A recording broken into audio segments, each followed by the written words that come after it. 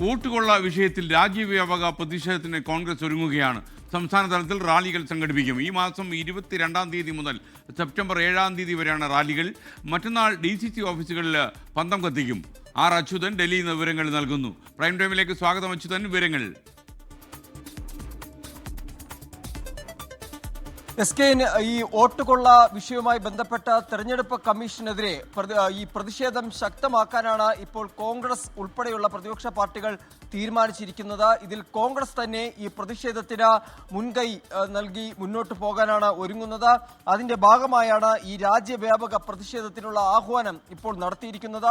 PCCകളുടെ നേതൃത്വത്തിലായിരിക്കും റാലികൾ സംഘടിപ്പിക്കുക. അതാത് സംസ്ഥാനങ്ങളിൽ PCCകളായിരിക്കും ഈ റാലികൾക്ക് നേതൃത്വം നൽകുക. ഈ മാസം 22 മുതൽ സെപ്റ്റംബർ 7 വരെയാണ് ഈ റാലി നടത്താനായി ഇപ്പോൾ തീരുമാനിച്ചിരിക്കുന്നത്.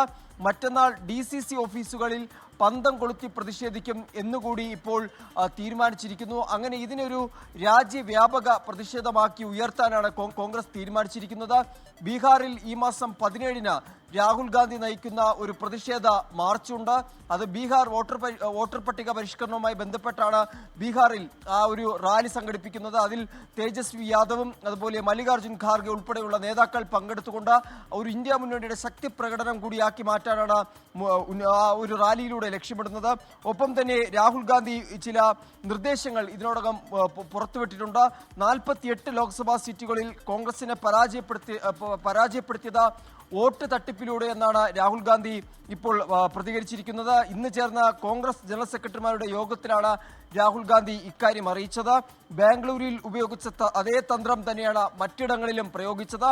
ഈ മണ്ഡലങ്ങളിലെ വിവരങ്ങൾ കൂടി ഘട്ടം ഘട്ടമായി പുറത്തുവിടും എന്ന് രാഹുൽ ഗാന്ധി പറയുമ്പോൾ ഇതിവിടം കൊണ്ട് ഈ പ്രതിഷേധങ്ങൾ അവസാനിക്കുന്നില്ല.